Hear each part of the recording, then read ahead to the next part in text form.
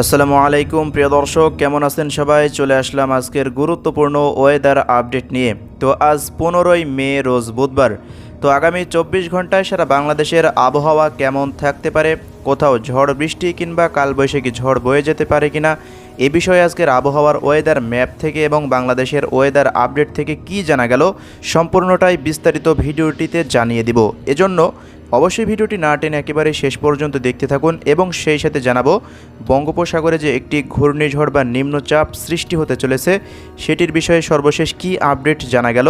বিস্তারিত জানতে অবশ্যই না টেনে শেষ পর্যন্ত আমাদের ভিডিওটি কন্টিনিউ করতে থাকুন। তো চলুন দর্শক, এবার শুরু করা যাক। তো দর্শক, শুরুতেই জানিয়ে দিব আজ সারাদিন দেশের তাপমাত্রা কেমন থাকতে পারে। যেহেতু সারা দেশের তাপপ্রবাহ আবার নতুনভাবে শুরু হয়েছে, এজন্য আপনাদের শুরুতেই জানিয়ে দিচ্ছি আজকের সারাদিনের তাপমাত্রা কেমন বিরাজ করতে পারে। তো আমরা সরাসরি চলে যাচ্ছি তাপমাত্রা মোডে। তো প্রিয় দর্শক, এই মুহূর্তে আজ বেলা 3টার পর তাপমাত্রা ঢাকা বিভাগে সর্বোচ্চ থাকতে পারে 37 ডিগ্রি সেলসিয়াসের আশেপাশে কিংবা 38 ডিগ্রি সেলসিয়াসও ছুঁয়ে যেতে পারে। পাশাপাশি এদিকে দেখতে পাচ্ছেন কাপাসিয়াতে রয়েছে 37, এদিকে লাখাই রয়েছে 35, মৌলভীবাজারে 35, এদিকে সিলেট বিভাগে রয়েছে 33। এদিকে যদি আমরা চলে যাই উত্তরের অঞ্চলের দিকে, প্রিয় দর্শক, উত্তরের দিকে খেয়াল করতে পারছেন উত্তরে রংপুর বিভাগে তাপমাত্রা 36-এর আশেপাশে রয়েছে। এই যে দিনাজপুরে রয়েছে 37, ঠাকুরগাঁয়ে 36, পঞ্চগড়ে 35, এরপর লালমনিরহাটে দেখতে পাচ্ছেন 35 ডিগ্রি সেলসিয়াস। তার মানে আজ উত্তরের অঞ্চলগুলোতে, উত্তর পূর্বাঞ্চলে তাপমাত্রা 35-36-এর মধ্যে থাকছে এবং সিলেট বিভাগে থাকছে 33-এর আশেপাশে। পাশাপাশি ময়মনসিংহ বিভাগে আপনারা লক্ষ্য করছেন, ময়মনসিংহ বিভাগে রয়েছে 35 ডিগ্রি সেলসিয়াস। যে মাদানে 35, এদিকে কিশোরগঞ্জে রয়েছে 35, কাপাসিয়াতে 37, এদিকে সিরাজগঞ্জে রয়েছে 36, পাশাপাশি সিংড়া, এদিকে রাজশাহী, চাঁপাইনবাবগঞ্জ, এই অঞ্চলগুলোতে দেখতে পাচ্ছেন 36-37-এর আশেপাশে রয়েছে তাপমাত্রা। পাবনা জেলায় দেখতে পাচ্ছেন 35, এদিকে রয়েছে আলমডাঙ্গায় 35, মেহেরপুরে 36, চুয়াডাঙ্গায় 35, মাগুরাতে 35, যশোরে 35, নড়াইলে 35, তারপরে অভয়নগরে রয়েছে 35, খুলনাতে 35, বাগেরহাটেও 35, এই যে টঙ্গিপাড়াতে দেখতে পাচ্ছেন 35 তাপমাত্রা। তো এই হলো তাপমাত্রা পরিস্থিতি আজকের। চট্টগ্রাম বিভাগে তাপমাত্রা এই যে 33-34-এর আশেপাশে থাকছে। তাপমাত্রা আজকে তেমন উল্লেখযোগ্যভাবে বাড়ছে না, শুধুমাত্র ঢাকা বিভাগের দিকে আমরা লক্ষ্য করতে পারছি তাপমাত্রা 37-এর ঘর ছুঁয়ে গেছে। এছাড়া এদিকে এক জায়গায় লক্ষ্য করলাম, এই যে চাঁপাইনবাবগঞ্জে তাপমাত্রা দেখতে পাচ্ছেন 37। এছাড়া ভারতের পশ্চিমবঙ্গের বিভিন্ন অঞ্চলে এই যে তাপমাত্রা 37-38-এ চলে গেছে। আস্তে আস্তে তাপমাত্রা বৃদ্ধি পেতে চলেছে। দেখা যাক পরবর্তী সময়ে আগামীকাল তাপমাত্রা কেমন থাকতে পারে। তো আগামীকাল দুপুর 1টার পর 3টার সময় দেখতে পাচ্ছেন তাপমাত্রা রাজশাহী বিভাগে 37 ছুঁয়ে গেছে। যদি চাঁপাইনবাবগঞ্জে খেয়াল করি, দেখতে পাচ্ছেন চাঁপাইয়ে কালকে 39 ডিগ্রি সেলসিয়াস তাপমাত্রা হয়ে গেছে। এই অঞ্চলগুলোতে তাপমাত্রা আগামীকাল বাড়ছে। প্রিয় দর্শক, রংপুর বিভাগে তাপমাত্রা কালকে 38-39-এর ঘরে চলে যাবে। এই যে ঠাকুরগাঁও, এই যে নীলফামারী, পঞ্চগড়, এই যে অঞ্চলগুলো দেখতে পাচ্ছেন 37-38-এর ঘরে চলে গেছে। এই যে পীরগঞ্জে দেখতে পাচ্ছেন 38 ডিগ্রি সেলসিয়াস তাপমাত্রা।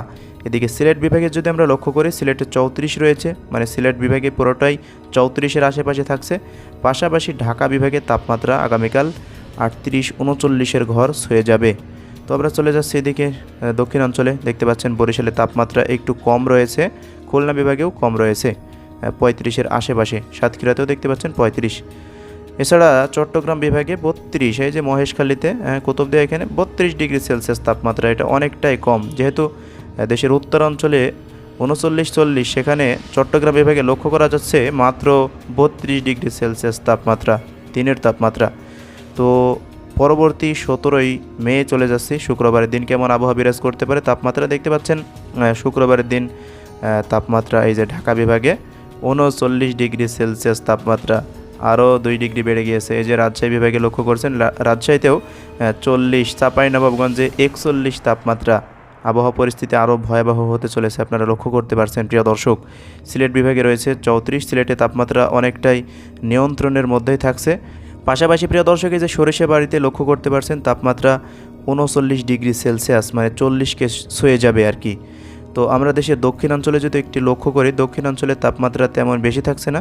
বরিশাল বিভাগের প্রত্যেকটা জেলাতেই তাপমাত্রা এই যে কলাপাড়াতে দেখতে পাচ্ছেন 33, বরিশালে 35, মতিরহাটে 34, এছাড়া খুলনা বিভাগে 36, 35, যশোরে 36, চুয়াডাঙ্গায় দেখা যাক, চুয়াডাঙ্গায় যেহেতু তাপমাত্রা অনেক বেশি থাকে, চুয়াডাঙ্গায় কেমন তাপমাত্রা বিরাজ করতে পারে। এই যে চুয়াডাঙ্গার যে দামোড়হদাতে দেখতে পাচ্ছেন 37, দর্শনাতেও 37।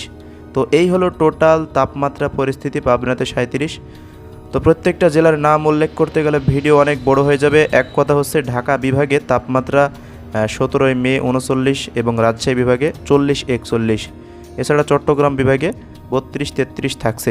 তো দর্শক, তাপমাত্রার আপডেট যেহেতু প্রতিদিনই দেওয়া হবে, এজন্য আর তাপমাত্রা কেমন বেশি থাকতে পারে সেটি নিয়ে আর আলোচনা করছি না।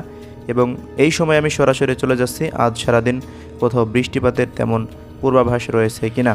প্রিয় দর্শক, এই মুহূর্তে আমরা চলে আসলাম বৃষ্টিবাহী মোডে। আপনারা লক্ষ্য করতে পারছেন এই যে চট্টগ্রাম বিভাগের এই যে কক্সবাজার জেলার কয়েকটি অঞ্চলে আজ বেলা 1টার পর থেকে বিকেল 4টার মধ্যে বৃষ্টিপাত হতে পারে। পাশাপাশি এদিকে রংপুর বিভাগের কয়েকটি অঞ্চলে বৃষ্টিপাত লক্ষ্য করা যাচ্ছে বেলা 1টার পর থেকে বিকেল 4টার মধ্যে। এই যে নীলফামারী, ডিমলা, এইসব অঞ্চলগুলো, যে দেবীগঞ্জ, এই অঞ্চলগুলোতে আজ বেলা 1টার পর থেকে আকস্মিকভাবে বজ্রবৃষ্টির মেঘ তৈরি হয়ে ঝড় বৃষ্টি হতে পারে, এমনটাই আবহাওয়া অধিদপ্তরের পূর্বাভাস থেকে জানা যাচ্ছে। তো আগামীকাল কেমন পরিস্থিতি থাকতে পারে, তো আজ রাতের পরিস্থিতি কেমন থাকতে পারে দেখি। সন্ধ্যা 6টার সময় দেখতে পাচ্ছেন এই যে রাজশাহী বিভাগের চাঁপাইনবাবগঞ্জ অঞ্চলে কয়েকটি অঞ্চলে, গ্রাম অঞ্চলে বজ্রবৃষ্টি রয়েছে আজ সন্ধ্যা 6টার সময়। তো এটি বজ্রবৃষ্টির মেঘ তৈরি হলেই হতে পারে, এটি শুধুমাত্র একটি পূর্বাভাস দেখাচ্ছে। তো পরবর্তী সময়ে চলে যাচ্ছি আজ রাতের মধ্যে তেমন বৃষ্টিপাত আছে কিনা। প্রিয় দর্শক, এই যে আগামীকাল বৃহস্পতিবার সকালবেলায় আপনারা দেখতে পাচ্ছেন, আগামীকাল সকালবেলার দিকে এই যে সকাল 6টার সময় রংপুর বিভাগে ভারী থেকে অতি ভারী বৃষ্টিপাত দেখাচ্ছে। যে রংপুর, এই যে এখানে লালমনিরহাট, রাজারহাট, এই অঞ্চলগুলোতে দেখতে পাচ্ছেন, এই অঞ্চলগুলোতে ভারী থেকে অতি ভারী বৃষ্টিপাত আগামীকাল সকালের মধ্যে হতে পারে, এমনটাই পূর্বাভাস অনুযায়ী জানা যাচ্ছে। এটা আকস্মিকভাবে মেঘমালা সৃষ্টি হয়ে তখনই এই ঝড় বৃষ্টিটা থাকতে পারে। তো পরবর্তী সময়ে চলে যাচ্ছে, দেখা যাক পরবর্তী সময়ে বৃষ্টিপাত থাকে কিনা। তো প্রিয় দর্শক, দেখতে পাচ্ছেন আগামীকাল বিকেল 4টার সময় এই যে ঢাকা বিভাগের কয়েকটি অঞ্চলে আকস্মিকভাবে বজ্রবৃষ্টি থাকছে। পাশাপাশি এই যে এই অঞ্চলে টাঙ্গাইলের আশেপাশে কয়েকটি অঞ্চলে বৃষ্টিপাত আমরা দেখতে পাচ্ছি। যে কালীহাটি, এই অঞ্চলে হালকা থেকে মাঝারি বৃষ্টিপাত আগামীকাল থাকছে। পাশাপাশি চট্টগ্রাম বিভাগেরও কয়েকটি অঞ্চলে বৃষ্টিপাত আমরা লক্ষ্য করতে পারছি। তো আমরা আস্তে আস্তে পরবর্তী সময়ে চলে যাই, দেখা যাক পরবর্তী সময়ে কোথায় কেমন বৃষ্টিপাতের সম্ভাবনা রয়েছে। তো 17ই মে দেখতে পাচ্ছেন, 17ই মে শুক্রবার, 17ই মে শুক্রবার দেশের কয়েকটি অঞ্চলে ছিটেফোঁটা বৃষ্টি রয়েছে। পাশাপাশি এই যে মেহেরপুর অঞ্চলে বৃষ্টিপাত দেখাচ্ছে, এই যে আলমডাঙ্গা, তারপরে দামোড়হুদা, মেহেরপুর, এই চুয়াডাঙ্গা অঞ্চল এবং এই যে মেহেরপুর অঞ্চলের কয়েকটি অঞ্চলে বৃষ্টিপাত দেখাচ্ছে। পাশাপাশি যে বামুন্দি, দৌলতপুর, ভেড়ামারা, কুষ্টিয়া, এইসব অঞ্চলগুলোতে বৃষ্টিপাত দেখাচ্ছে। এদিকে পুঠিয়া, এরপর রয়েছে সিংড়া, নাটোর, নন্দীগ্রাম, এরপর রোহাই, এই অঞ্চলগুলোতে 17ই মের পর বিকেল 3টার মধ্যে বৃষ্টিপাত থাকতে পারে। তো পরবর্তী সময়ে আরও ভালোভাবে আপডেট জানা যাবে। দর্শক, এবার আপনাদের জানিয়ে দেব বঙ্গোপসাগরে যে ঘূর্ণিঝড় সৃষ্টি হতে যাচ্ছে সেটির একটি পূর্বাভাস আপনাদের এই মুহূর্তে জানিয়ে দেব। এজন্য আমি সরাসরি চলে যাচ্ছি 20 তারিখের পর।